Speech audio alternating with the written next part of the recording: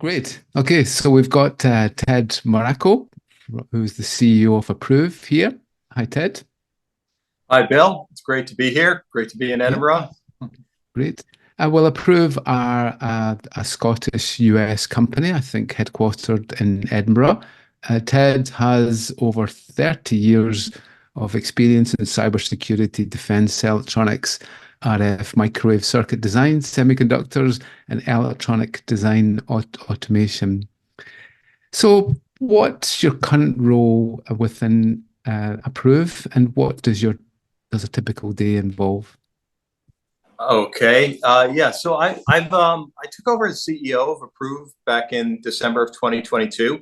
The company has been in operating out of Edinburgh for really the last 20 years, and started out in something that an area that I was always interested in, microprocessors, and worked with Intel. But the company went through a couple changes and really reinvented itself in 2015 in the area of app attestation.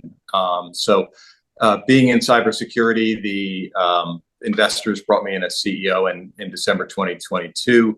I am based in Los Angeles, so there are some geographic challenges. So my day usually starts at least at 6 a.m. I tend to get up early.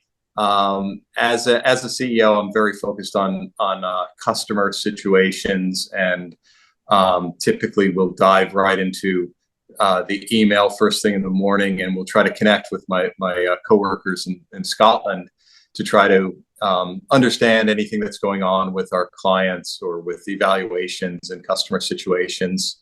Another thing I tend to do in the morning is we have a very exceptional PR firm, Madison Alexander, and they are always asking me to comment on the latest security breaches. And unfortunately, yeah, my inbox is usually filled with, "Hey, Ted, can you do an interview on this one? Can you comment on that one?" So I try to get those things taken care of in the morning. And then the rest of my day is focused on all of the normal kind of business things. So strategic partnerships, dealing with investors, investor relations, our financial outlook. And more recently, we've had some legal issues because the company has some patents, critical patents, that have become the focus of some attention now as well. So that's my day. Yeah, that's great. It's a bit busy day indeed. And so, what were your school days like? Did you like school or not? Oh, I was a terrible student. I really, I had no study habits, and I guess had they been, I probably would have been diagnosed with ADD if they were doing it at the time, because I just really found it very difficult to concentrate in school. I was always focused on sports. I loved being outside. Fortunately, I was very good at figuring things out, and was very good at taking tests. But I really, all through grade school, junior high, high school, I never had any notebooks. I wasn't really doing homework, but I was fortunate. I was good at taking tests. I was good at taking the SAT, and I developed an interest in computers and things like that, and ultimately, ultimately ended up going to Carnegie Mellon University, which was kind of the next chapter. But Yeah. Yes. So, what really sparked your interest in computer science? So I grew up in an area of New York that was really dominated by IBM. And one of our neighbors who also worked for IBM committed sacrilege and bought an Apple II PC, one of the early ones. Yeah. And we were fortunate enough to get some opportunity to play with the Apple II. And we used to play with a flight simulator game, and it immediately kind of caught my interest and my attention. Later, my father was an engineer at IBM, got us at one of the early IBM PCs, and we had an Atari. And I think the dream job for me as a kid would have been to go work for Atari, developing kind of video games, because I was just really smitten by computer technology at a very early age. I think the other thing that really contributed to the direction I took was I read a story about a university that I'd never heard of with a funny name called Carnegie Mellon University. And being Scottish, you would say Carnegie, but we Carnegie, yeah, pronounce it Carnegie. that's right, yeah. And, like Carnegie Hall. But I read about this school, and I was fascinated by it because IBM was working with CMU, and they had this bold plan where every student was going to get a computer when they entered the university. And it was really on the forefront of computer science at the time. So I decided it was the only school for me, and that's where I ended up applying, early decision, and was accepted and engaged in the electrical computer engineering track at CMU. So it was. You'd be glad to know that I took a similar track. I started in electrical engineering, went into electronics, and then I went on to digital electronics, microprocessors, data comms, networking, Yeah. cybersecurity. Yeah. It was when I was attending CMU, it was all the great debate between CISC and RISC architectures was raging, and designing microprocessors was another thing that I thought I would have in my future. I was very interested in that. I was interested in compiler technologies, and all of these things ended up coming into play, in my career over the last 30 years or so. So it's been a fun journey. Yeah, and I know that IBM still have a major research lab in New York. I think is it the Watson Research Lab? Yes. Is it Watson Junior? Yeah, Thomas J. Watson Research Center.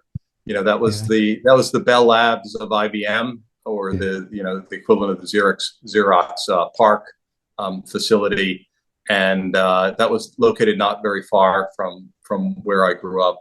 In the Mid Hudson Valley, Poughkeepsie, East Fishkill, IBM were places my father worked, and Yorktown, was where the T.J. Watson Research Center was. So. Yeah, because I think they created SQL there, the Feistel cipher, which became DES, Fortran. I think even the System 360 came out of that. So you must have just seen the start of the PC. Yes. That first generation, because Apple II was around at that time. The Apple I, I think, was made from wood, as I remember, and it had even a wooden mouse. But Apple II was the classic computer. Yeah. And we had Spectrum over here, ZX Spectrum, and there was obviously Tandy and other computer systems. It was a great time because there was lots of different manufacturers, and they were disrupting the big blue who had a virtual monopoly. Yeah, it's really funny when you look at the monopolies that are in play today. Growing up in an IBM household, it was the equivalent of working for a Google or an Apple, today, in terms of the dominance of IBM at that time. And my father was involved in the 360, which really made IBM, really took it to the next level. But it was great. It was great growing up. All of my all the students in school, the vast majority of them all worked for IBM, and many of the students from that area ended up going into engineering and have gone on to have careers in science and engineering and computer science along the way. So I've kept in touch with a lot of those people. So. Yeah, so you graduated in electronics, and how did you get into cybersecurity? What was the route? You've started up a few companies, I think, in your time. What was your timeline? I've been a kind of a serial entrepreneur. So when I first graduated, I went into defense electronics, and I had really almost no background in RF and microwave technology, but it was kind of a real detour. So I started off working, designing electronics for a defense contractor. And I was more interested actually in the software that we were using to design, filters, switches, multiplexers, and things like that. And I was recruited out of that company very early to go to what was a nascent industry called electronic design automation. And this company called ESOF was the leader in RF and microwave simulation. And I joined that company early on, and I'm still close friends with the CEO of that company, and he's been an inspiration for me over my career. But we were really pushing the envelope in terms of what could be done. RF and microwave design was typically done on the bench, and what we were trying to do was to bring complex electromagnetics and other effects into simulators, and we were pretty good at it. And the technology was originally, we were focused on mil-aero and defense, but there was this new market that was Europe was leading the charge in with mobile telephones and mobile communication. GSM was coming into vogue. So I wanted to spend time where the action was, so I ended up coming to Europe and worked closely with Ericsson and Nokia and Siemens and Philips on some of the early kind of RF and microwave power amplifier designs that were driving the cell phone community. Now, one of the things, how I got into, the question was really how I got into cybersecurity. One of the things we figured out with the electronic design automation industry was that the tools were fairly expensive and engineers were fairly clever, and they were doing what we were doing in college on a grand scale, cracking the license manager and basically installing illegal versions of the software. And that ultimately became a big part of my career later on, was the anti-piracy aspects of protecting electronic design automation tools. And that's kind of how I got into cybersecurity. But before that, I spent a big chunk of my career. I worked for Cadence Design Systems after ESOF was sold to Hewlett Packard. I left and I joined Cadence Design Systems. I worked there for a few years. Then I really felt like, I had always grown up with the inspiration of the Apple II and Steve Jobs and Steve Wozniak starting a company, and I was getting pretty comfortable career-wise, and I felt like if I didn't make an entrepreneurial move at that point in time, I probably never would. I would get too comfortable. So I co-founded a company called AWR, and that was, again, focused on RF and microwave electronic design automation technology. So we were actually competing with the company that we had sold before to Hewlett Packard. ESOF had been purchased by Hewlett Packard. So we went into competition with them, and we're really using very advanced object-oriented programming techniques, developing a very easy to use but powerful simulation environment and framework on the PC. And that company just took off. And we grew that and really built it up over a long period of time, over many years, and expanded all over the globe. And ultimately, we ended up selling the company in 2014 to National Instruments. And actually, it was 2011 we sold it, but I left in 2014, and I had a non-compete in the electronic design automation area. But at AWR, we had done some very pioneering work in anti-piracy. And we had actually, China was the emerging, economy and the emerging threat.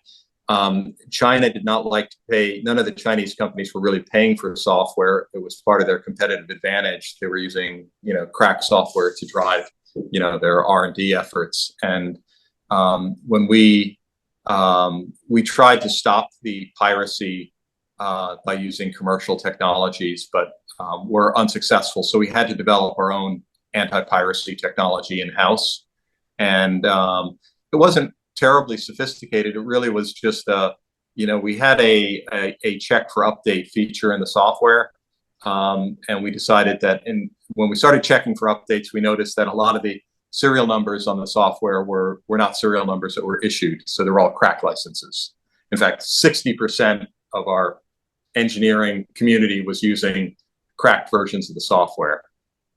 So we developed some ways of identifying who they were, and started to use the courts to litigate these things. And that was kind of the birth of the cyber security part of my career. And after we sold AWR, I was more interested in the security angle than simulation. And like I said, there was a non-compete agreement in place. So I wanted to start another company to do anti-piracy, and that's what I ended up doing. So I smile because a lot of the things you've done in your past, I've also done. So I did RF design, and I worked for a company called Racal MESL, and they made waveguides equipment. okay, yes, I spent a lot of time designing microwave antennas, and my PhD project was actually a simulation of microstrip antennas. So I understand that. And when you said cadence, I ran a Mentor graphics network with Apollo workstations.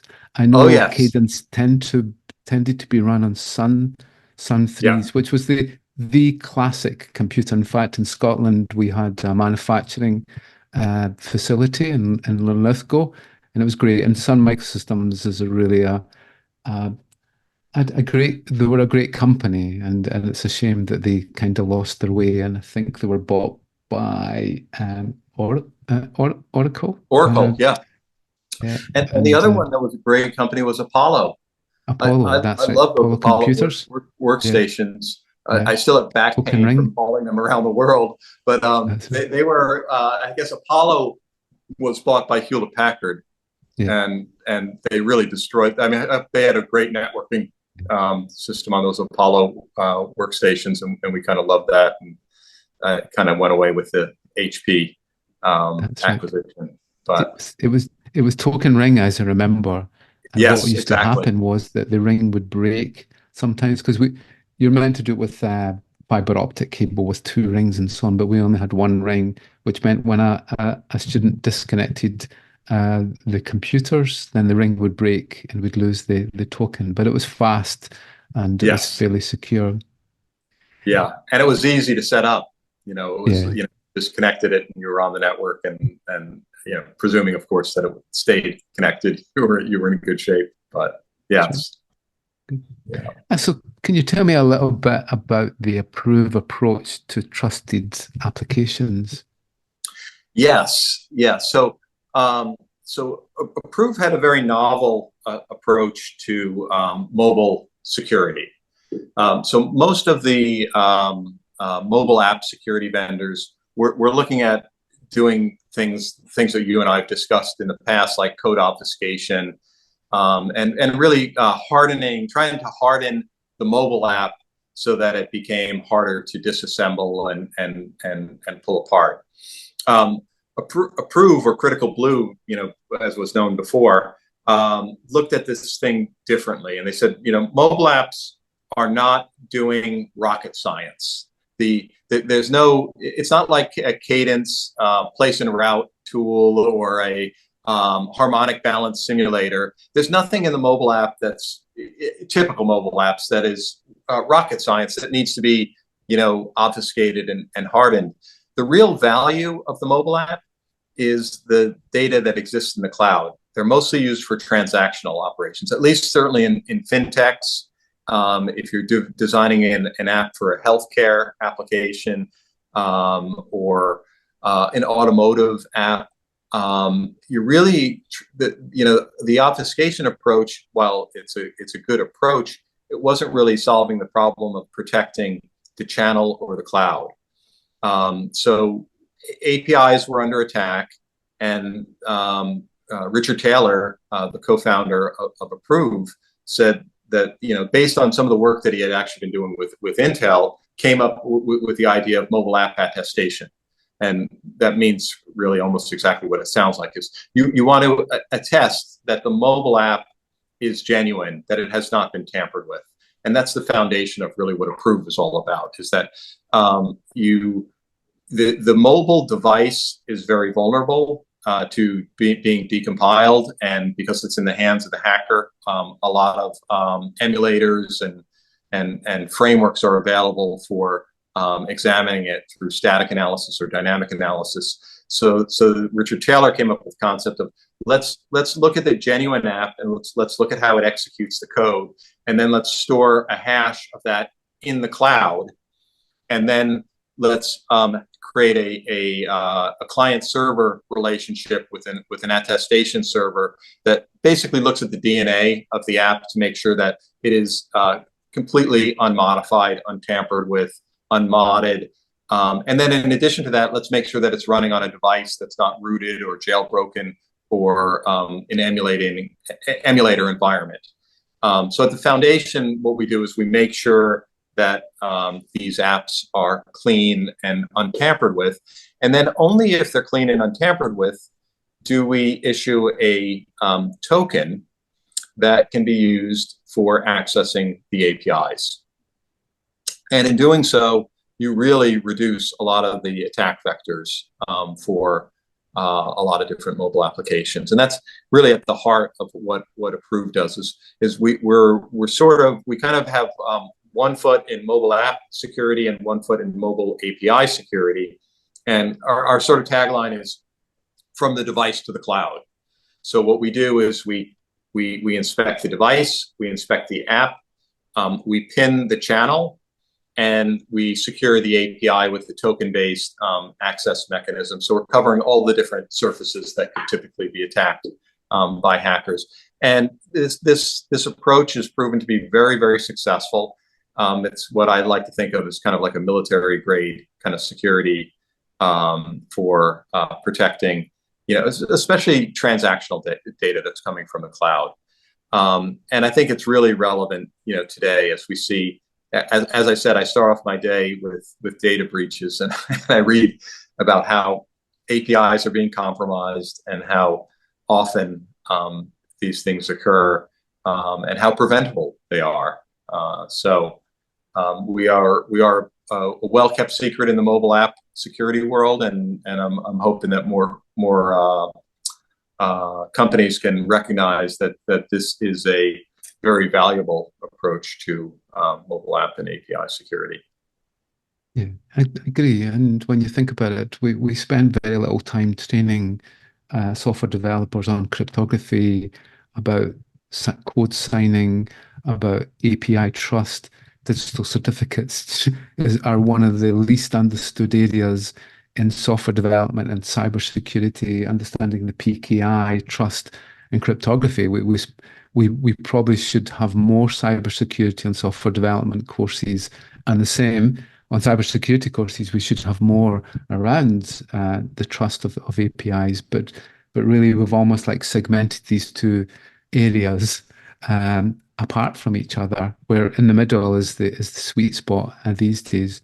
So yeah, obviously we're moving towards almost like a duopoly of Google or Apple. Unfortunately, I have all Apple. I have that ecosystem of Apple. I quite like the security. I don't think I've ever had a virus or any major security problem. But obviously on the other side, we have Google, the Google type architecture through Android. So do you think it's a healthy thing that we've ended up with just two manufacturers of mobile devices? No, I definitely think that it is hampering security, and although you haven't been hacked, Apple has actually had a large number of zero-day vulnerabilities that have been publicized just in the last several months. I think anytime where you have a concentration of power with a couple of companies, it does tend to stifle innovation, and it does tend to hurt consumers. And I think that that the situation would be better if there was more competition in the area of cybersecurity.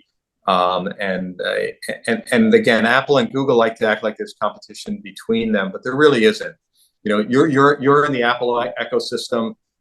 People are in the Google ecosystem. There's not a lot of movement between those ecosystems. Once you get pretty entrenched in one, and Google and Apple know this, so they're both working with a sort of a captive audience, and yes, they are focused on security, but they're also making exorbitant, commissions on app sales that most people aren't even aware of.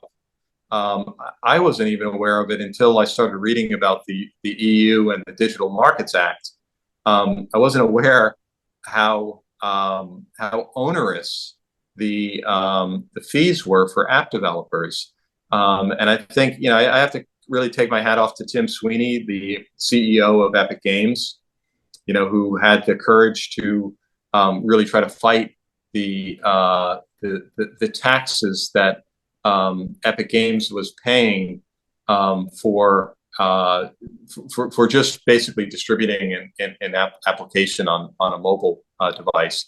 It's a completely different environment from the software that you'd install on your MacBook, which we all have, and a lot of us have, know, and love, or Windows, based machine. You can install apps directly on those devices without being subject to commissions or fees. And those devices don't feel in any way less safe or less secure than the mobile devices. Apple likes to argue that they're different because the data is different on a mobile device versus a PC. But I can tell you, every bit of data that I can capture that's on my on my iPhone is available on my MacBook, through iCloud. It's all in the same repository. So they're not as different as people make them out to be. And I think that the situation has become really problematic for consumers and for independent app developers that are, and also for security companies like Approov. Everybody's in an unfair position to compete, with both Google and Apple because of the strangleholds that they have on these platforms. Yeah. So do you actually think that the EU opening up the App Store for iOS is a good thing? Because obviously on one side, that all the apps have been approved through Google, and I know it can be quite tough. On the other side, as you say, it's locking in customers to these approved apps. So overall, in balance, is it a good thing or a bad thing that the EU has opened up the Apple Store? I think it's a wonderful thing. I think that I think I have to commend Europe for taking the leadership position in a number of areas. Certainly in 2018 with the GDPR legislation. There was a lot of backlash over GDPR when it was first announced, and how onerous it was and how it was going to be a big problem. But at the end of the day, I'm much happier browsing websites in Europe than I am in the US, where the US remains the only G20 nation on the planet that doesn't have a federal legislation protecting consumer privacy. So I think that the reaction to the Digital Markets Act and to sideloading of apps has been an overreaction to try to paint a picture of this in some way creating a less safe and less secure world. I think it's the exact opposite. And Approov is actually at the forefront with the attestation technology. That technology is very fundamental to making sure that companies can distribute their apps safely through any app store. So if you're developing an app and you have valuable data in the cloud and you want to protect it, you don't have to go through the app store. You can go through any app. You just need to make sure that you build attestation into your application, and that way you cannot be attacked through cloned apps or repackaged apps. So we're in a position where I think we can provide a critical component to the security that's necessary to make sure that third-party app stores can be safe. Now, we're not going to do it by themselves. With the freedom to distribute apps through third-party stores, the app developers also have a great responsibility, is that they need to build security into their applications. They need to look at the available technologies that are out there, and they need to be given the choice of different security solutions so that they can choose the best security solution for them. Now, the way Apple has actually responded to the DMA, there's been a huge outlash because I think they've graciously offered to go from a 30% tax to a 27% tax, plus a core technology fee for every download over 1 million apps. So there's really no cost savings, and if the status quo stands and Apple is allowed to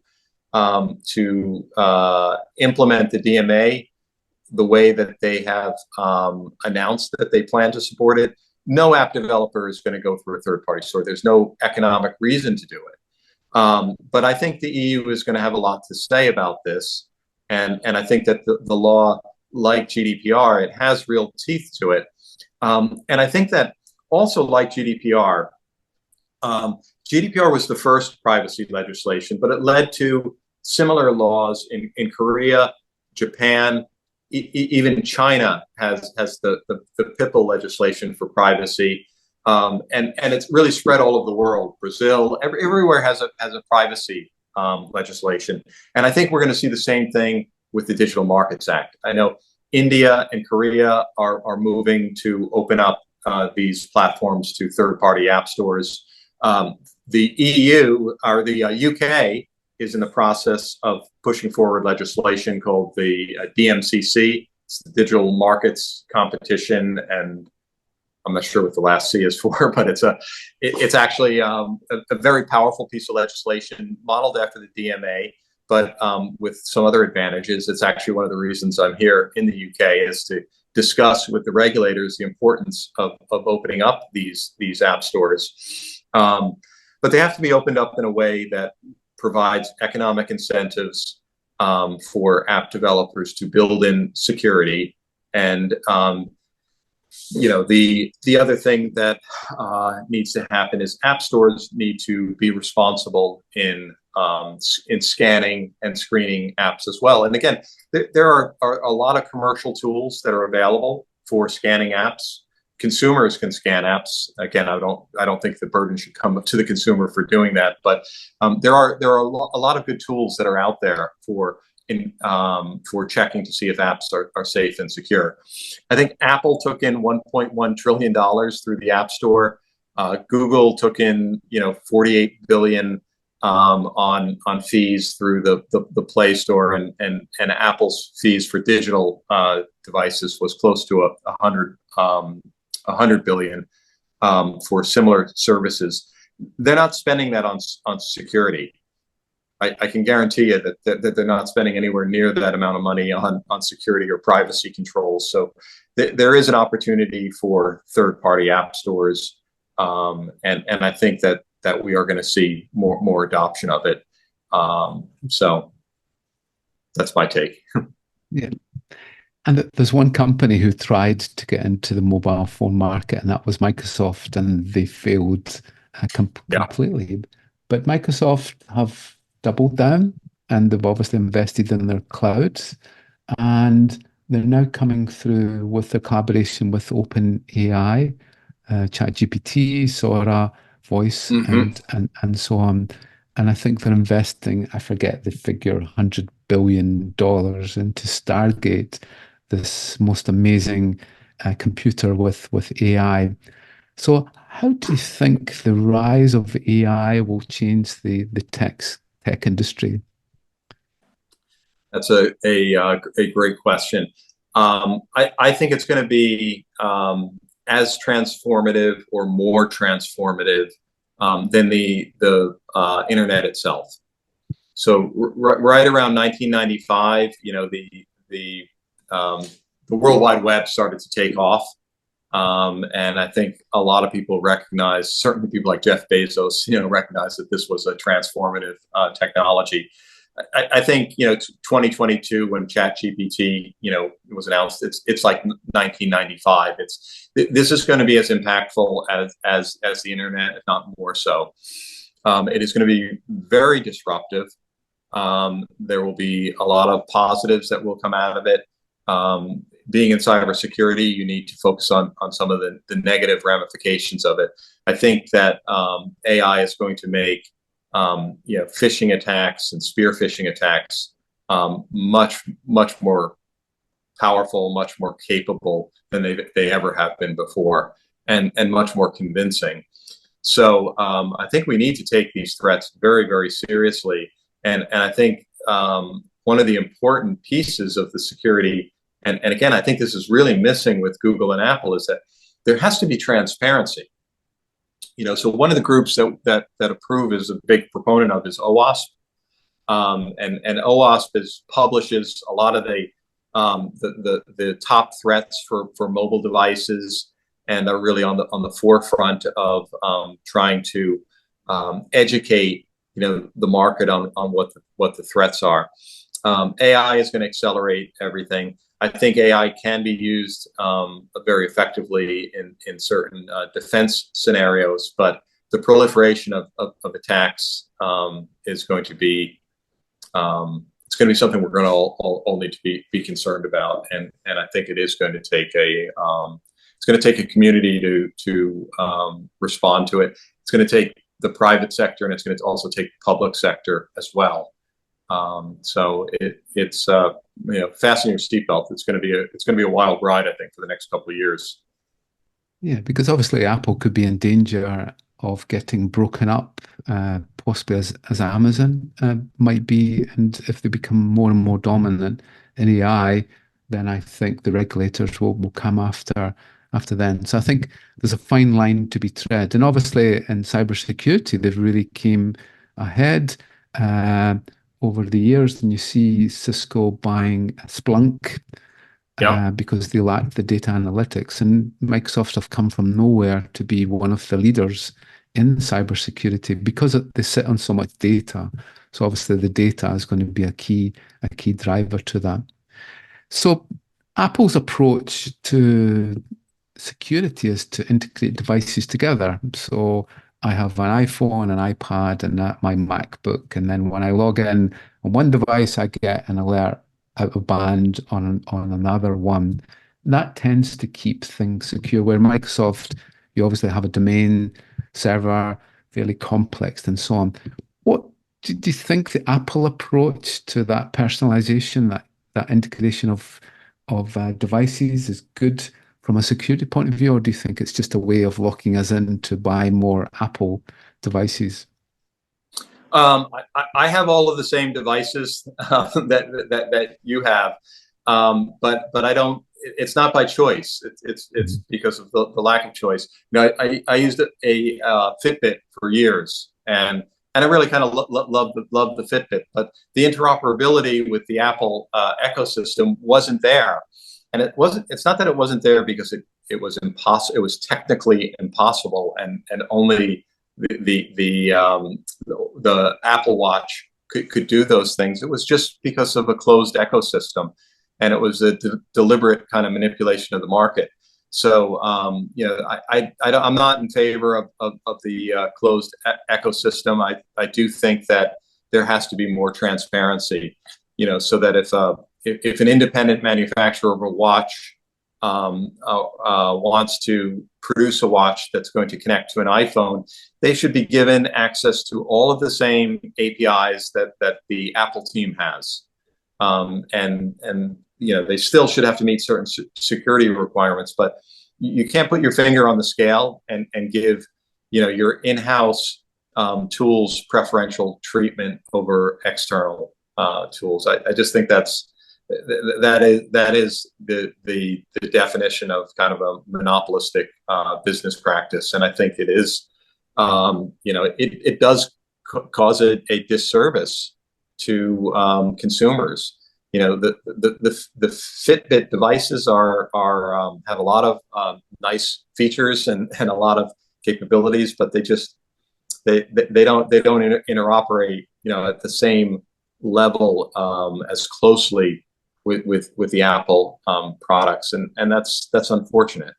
And I think there are a lot of other examples of it. Certainly RCS is a very capable and strong messaging system, but Apple has refused to open up iMessage to interoperability with RCS messaging on the Android devices. So it's deliberately kneecapping the competition, and it leads to the ability to charge higher prices for products that you might not necessarily want to purchase. So I think that is, by definition, anti-competitive, and not in the best interests, given the power. You got to remember, Apple, if you look at them, if you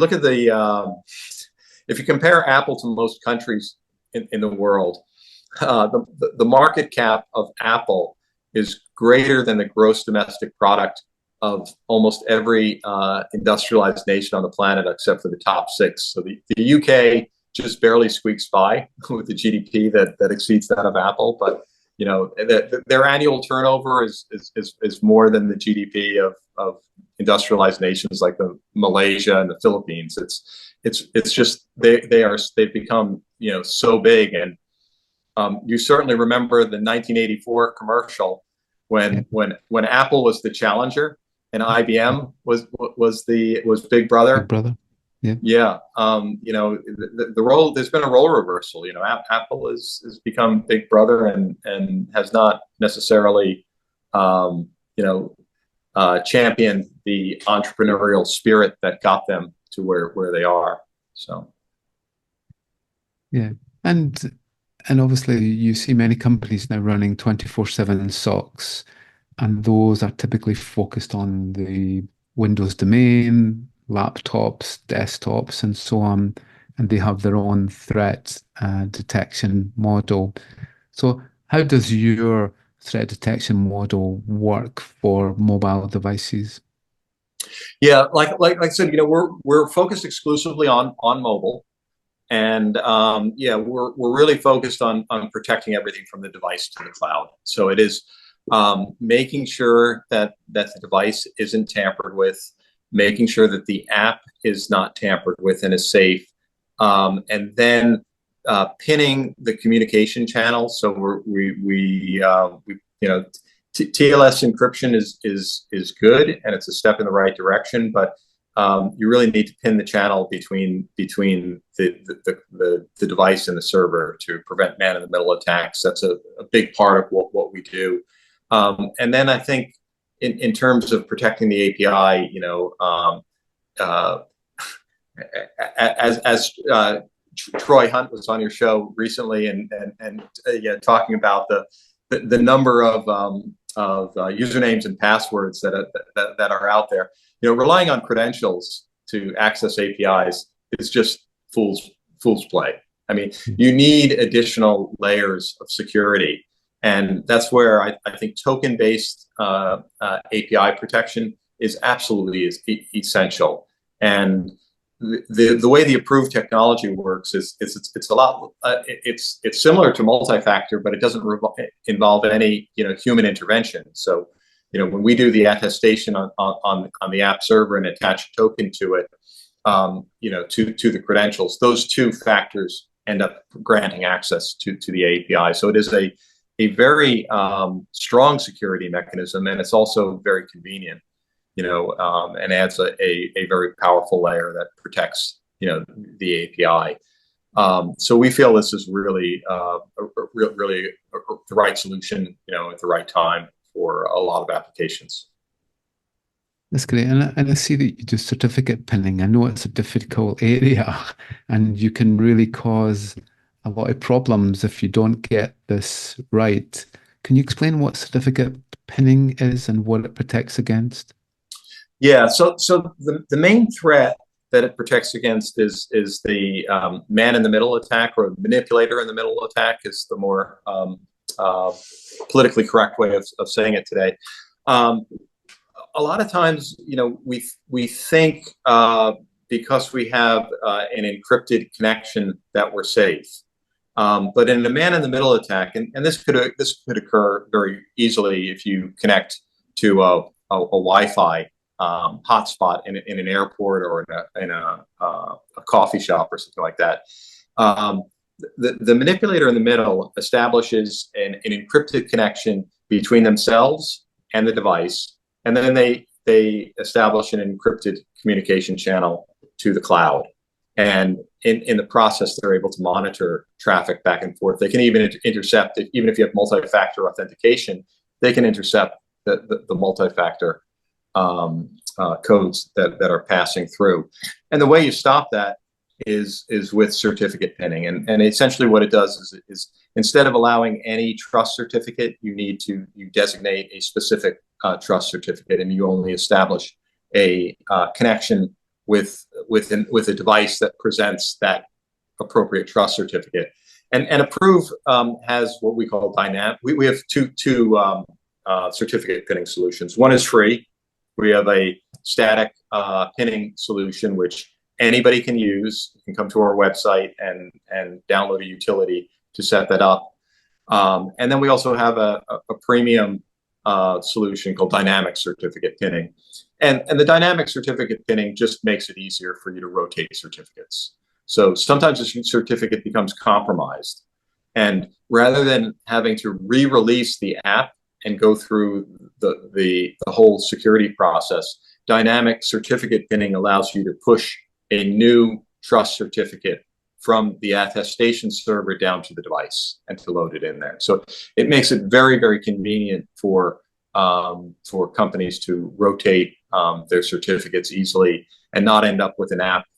Barclays Bank was one of the companies that notoriously had a certificate pinning situation where the pin wasn't, the TLS certificate wasn't compromised, it just expired.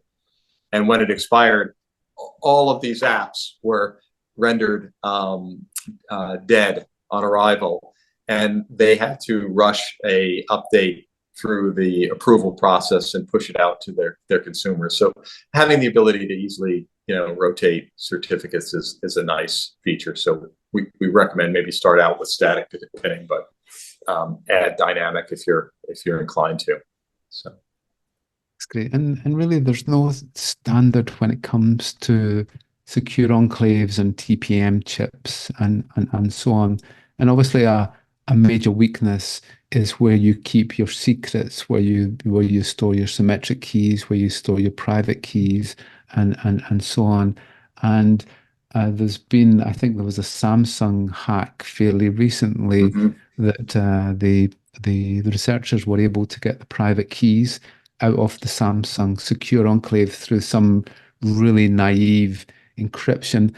So how does Approov deal with the storage of secrets? Yeah, it's a great question.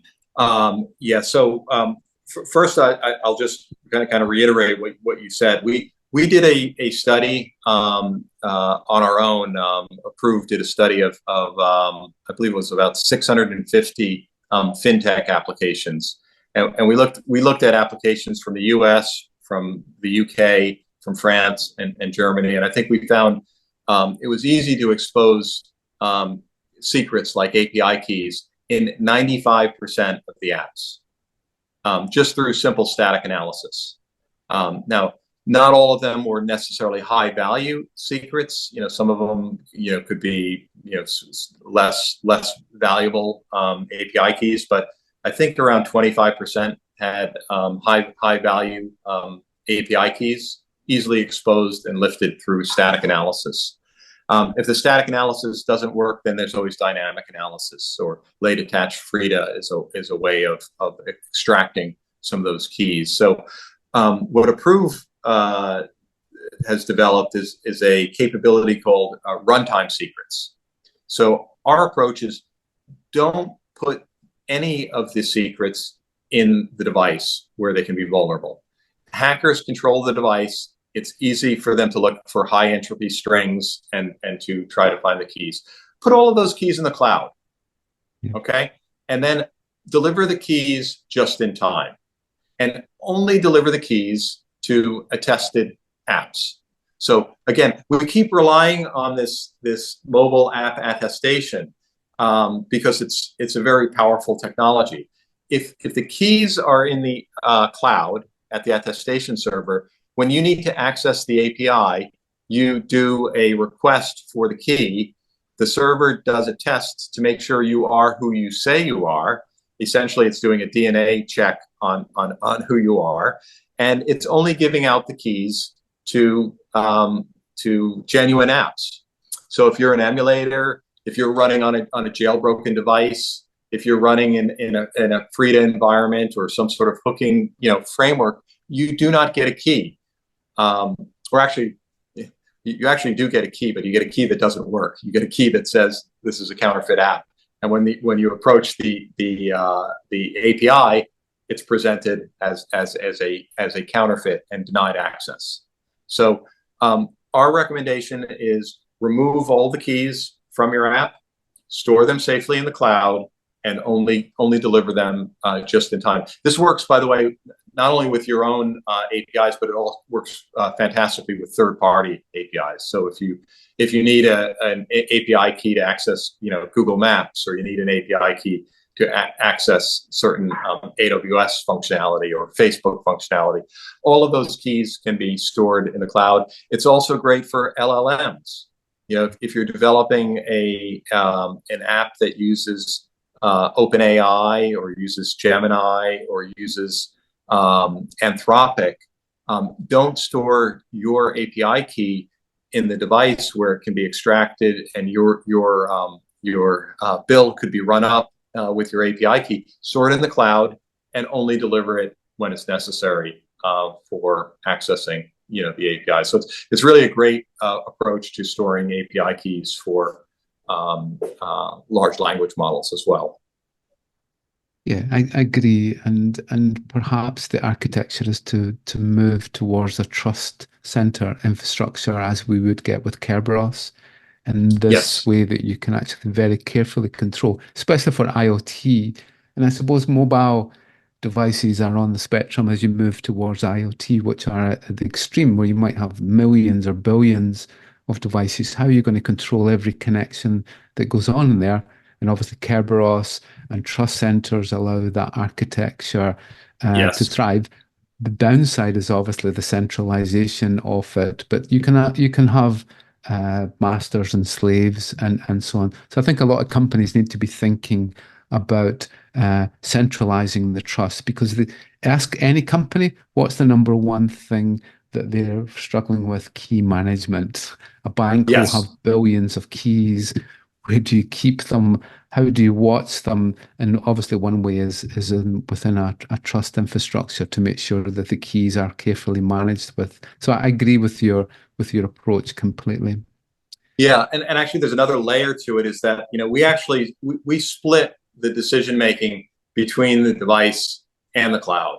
So you can't extract the secrets by just compromising the cloud or just compromising the device. You have to actually be in two places at the same time, and you have to hack the mobile device and the cloud infrastructure to successfully breach the security, which is a pretty big challenge. Which is why we kind of classify it a little bit as sort of like a military grade kind of security solution, as opposed to just a normal kind of commercial grade. Yeah, it always shocks me when I hear prime ministers or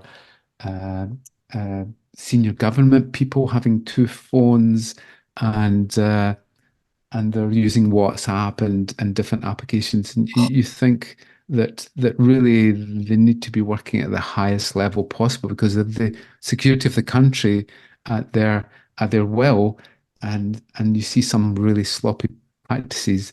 So over the last 40, 50 years, we've seen our data, or our own data, being harvested completely. So Google is harvesting it, and then there is an affiliate network. We are then picked off, and we're targeted almost to the nanosecond just now. And now we see the rise of AI, where it's now possible for you not to know the data that it's been trained on, and you can't pinpoint things, and you can breach copyright and so on. So on a spectrum, are we moving towards a brave new world of fantastic AI where everything is customized for us, and it's a wonderful world where AI drives everything? Or are we moving to a 1984 world of George Orwell, where we are spied upon for every microsecond of our lives? Where do you see us ending up? Unfortunately, I see it a little bit closer to the 1984 scenario. Or actually, another book for you to consider is Kurt Vonnegut's Player Piano. Yeah, that was Kurt Vonnegut's first novel, and it's a really interesting book to reread now because of the influence of AI. It's I've always been a fan of Vonnegut, and yeah, I think that's one to take a look at. But as far as 1984 goes, I think people in China are already living in that kind of world. The facial recognition software is pervasive. The monitoring of the internet, the monitoring of all of the apps and the social media spaces, by the government. I think it's a very difficult time to be a political dissident in Hong Kong or China these days, and it is very Orwellian. I think in the Western world, in the U.S.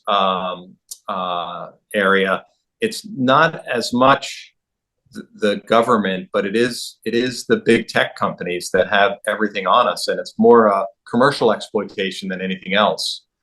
So when you look at any application that comes from Facebook pretty much wants access to all of your contacts before you can even install it. So you know where they're going with that information. So first rule of thumb is don't install WhatsApp, don't install Instagram, don't install Facebook on your devices. If you're going to if you need to access it, and I don't think you need to, but if you do, doing that from a browser in an incognito mode is probably the best way to go. But it's becoming really, really difficult to protect your privacy these days, and I do think that it is.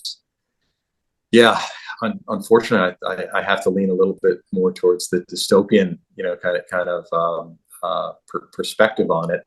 I think there are things that we can do, but it is going to take, consumers to get more serious about, safeguarding their privacy. I think obviously you and I think are like-minded in terms of wanting to protect privacy. I had a humorous conversation with my 16-year-old nieces over the weekend, and they were talking. I was telling them about blocking cookies, and they're like, "Why would we want to block cookies? Cookies are good." I was like, "No, you don't understand. This is so that people can track you and sell you." They're like, "Oh, okay." So there has to be an education with the younger generation on the value of privacy and protecting it, because I think people who grow up with these devices just kind of take it for granted that all of their data is out there, and it doesn't necessarily have to be that way. I mean, there are things that can be done to better protect ourselves from a privacy perspective, and I think as some of this exploitation continues, I think people are going to become more serious about protecting it from both commercial companies and the government. Yep, I agree. And so apart from Approov, cybersecurity, and your family, what's the thing that you're most passionate about, and why? Well, part of it comes back to my family. I love traveling, and I also I love being outdoors, and I love exercise. And one of the most rewarding things recently is I bought my wife a mountain bike for Christmas, and I wasn't 100% sure she was going to like the sport or like doing it, but I was very fortunate. She took to it like a fish to water. She was a very accomplished skier, and in some ways, the balance is quite similar. So we really enjoy biking, mountain biking, and traveling. So last year we were able to take a trip to the south of France and go mountain biking through Provence, and the year before we went to Portugal, and that is something that I think is kind of passionate about, is continuing to travel and continuing to experience all the different cultures of the world. And I think experiencing it outdoors on a bicycle is particularly special, because you're just closer to nature, and you get to interact with the people on through a sport that you kind of enjoy. So that's one of the things that I like to do as a hobby. Yeah, I completely agree. And I think electric bikes have really uh, enhanced the whole experience, especially in Scotland, where you tend to get a few more hills than you would normally get in other places of the world. So I agree with you. Yeah.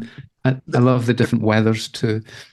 Yeah, no, the electric bikes are fantastic because it's a bit like a handicap in golf. It allows people at different fitness levels to all, go on the same ride, together. Now, of course, the terrain, can be challenging in certain respects, but the e-bikes are fantastic because, anybody can ride, together and have an enjoyable kind of experience. So, yeah. Yeah.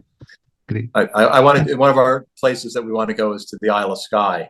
Yeah. That's It's sort a of bit on the hilly. list. It's Yeah, hilly there, yes, and the yeah. weather can be You need a good changeable. e-bike, to do that. But Yeah. that may be in the near future. Yeah. Yeah. And the south of the island is quite different from the north. The south is a bit flatter and milder, but the north is obviously a lot more hilly. So Yes. choose which way you go. Yes. Maybe start at the top. Good. So what does the next decade of cybersecurity look like? What are the problems that we need to solve? Oh, that's a topic that we could go on for hours. But I do think that that AI is going to be at the forefront for the next decade. So this isn't something that's a fad or something that's going to pass, in a couple of years. I think clearly for the next decade, we are going to see rapidly evolving threats. Certainly, AI is going to give the ability to multiply the impact of malware kits and things like that on a scale that we haven't seen before. And I think on the opposite side, you're going to see a lot more use of AI to identify and stop threats. Now, I don't want to position AI as a panacea on either side. I still believe that deterministic solutions are preferential over, AI-based heuristics. And I think, in a lot of cases, we don't want to rush into trying to use AI to solve every problem. If there's a deterministic solution that's fail-proof, we should be using that. And in a lot of cases, that's true, especially with bots, is that what I've seen from AI-based bot detection is it often gets it wrong. And it lets bad traffic in, and it stops good traffic on times because it's guessing. And there are better deterministic solutions that can be used to stop bots. But I do think we're going to see more and more of the same. We're going to see more phishing attacks than ever before. The level of sophistication on those attacks is going to become more convincing. I think that in addition to just getting attacked by email, we're going to get attacked by phone calls. We're going to get attacked by videos. The ability. Were you able to see that AI generated film, the Golden Record? Yeah. That's just the very tip of the iceberg. We're going to see, AI generated video. We're going to see AI generated voice calls. The ability to mine data, all of that privacy data that can be mined can be put to use in highly convincing, highly targeted, very, very specialized kind of attacks. And I'm particularly concerned about young people and old people. I think that sector is going to be the most targeted. Certainly in the U.S., we have a lot of fraud going on the elderly. My mom was a victim of it. She received a phone call from somebody who was able to just Google some information on the family and extort money from a senior citizen with dementia. So it's really challenging. So if you're a student out there, study this technology and figure out how to use it for good, because usually the early adopters of a lot of this stuff are the bad actors. But we need more people kind of using this technology on the good side to stop the rampant, kind of fraud and attacks that I think are coming our way. So, yeah, I agree. And if you were to give advice to technical innovators who were starting out on their career, what advice would you give them, and what would you get them to target? Well, I think I think human relationships are really important, and I think students should really value the relationships with your fellow students. Keep in touch with your fellow students. I think from a career development perspective, I think that's very important, and I think also the relationships that you have with your professors. So I've recently rekindled a lot of relationships with CMU, and we've actually been giving back and sponsoring students at the university, and I think that's all very, very rewarding. So I think that at the end of the day, the most important relationships are the human relationships. Put down your devices, get off the social media, talk to people, and really kind of stay in touch with your friends, because from a career development perspective, most of the interesting things that I've done in my career came from the people I know and the network of friends, and the opportunities come through those things, not through a screen. So I would emphasize, kind of keeping in touch with people, and try to do that face to face, more so than through, emails or screen time. Yeah, great. And if you could change one thing, you probably wouldn't want to change anything. I think when we talked to Troy Hunt, he said he wouldn't change anything in his whole career. But if there's one thing you could have changed, what would it have been? Yeah, that's a good question. It's certainly not a lot that I would change. There are a couple things though that I think are important. One of the things that I read, and I don't remember where I read it, but somewhere I read an article about learning on the job, and it said basically that if you're still doing essentially the same job that you were doing 8 years ago, that your learning is going to slow down dramatically. So I think it's important. I don't recommend that people move from job to job to job very quickly. If you leave a job after less than 2 years, I think you're really doing your employer a disservice, because your employer is really investing in you in the first 2 years to train you and to make you any kind of like skilled profession. You're really learning a lot in the first 2 years. And I think, the third, fourth, fifth year, you're really at your peak. But as you get to 6, 7, and 8, you're not learning as much, and you might not be doing yourself your career a justice and staying in the same role. So I would encourage people to, if you've been in the same function for 8 years, even if you love the company that you're at, find a new role within that company and do something completely different. And that way you're constantly kind of growing, and you're constantly kind of expanding your knowledge. So I had one job that, I couldn't really leave because I co-founded the company, but I was in the same, company doing a lot of the same things for 14 years. And I would say after year 8, those weren't the most rewarding years, because I wasn't challenged or necessarily learning as much as it was, kind of in the beginning, although, roles change there. So that possibly might be something that I would change. And then I think we've all had different experiences of running into people who are unethical.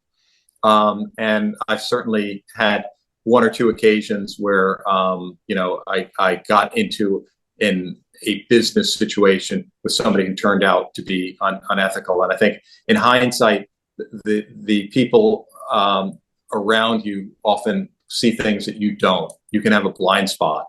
And in this case, there were plenty of warning signs about a particular individual who was highly unethical. but also very charismatic and very convincing. And I think it's important to listen to people that are around you. When you see a snake and everybody says that's a snake, don't believe it's a unicorn. A snake is a snake, and good judgment in terms of character assessments are very important. And everybody has blind spots, so rely on the people around you to really get a feel for the ethics and the moral fiber of people that you work with, because those decisions can be costly. Yeah. Great. And my very final question is, what advice would you give to graduates who are near graduation about the skills and knowledge that they need? So let's say cybersecurity, software engineering students, those technical type roles. Oh, wow. I guess the advice that I would give is that the technology is moving very, very quickly, and what you've learned over the past 4 or 5 or 6 years, depending upon how long you've been in school, it will get dated very quickly. So it is really important to always continue learning, and I think it's important to every day when you're out there in the working environment, carve out at least an hour a day to just do mindless investigation on something that you're interested in or something that you're passionate about, because these paths can always lead to new discoveries and to new learning. So don't keep your head down and just focus on the day-to-day all the time. Take an hour, and I encourage this with our employees at Approov.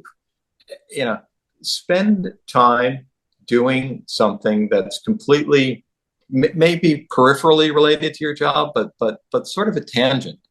Go off on that tangent. Listen to that podcast that has nothing to do with your day-to-day, but you might learn something from it. That brings a new insight into your world or your reality. Again, it's kind of almost equivalent to daydreaming, but give yourself the freedom to go off on tangents occasionally and see where it leads, and see if there's a way to pull it back into something that you're currently working on. So that would be my advice. That's great. Well, thanks very much, Ted. I really appreciate you talking, and keep the fight up against this monopolistic, duopolistic world that we have, because we need successful SMEs and businesses to really challenge our big companies. So thanks so much, and keep up the great work. Thank you. Thank you, Bill. Really appreciate it.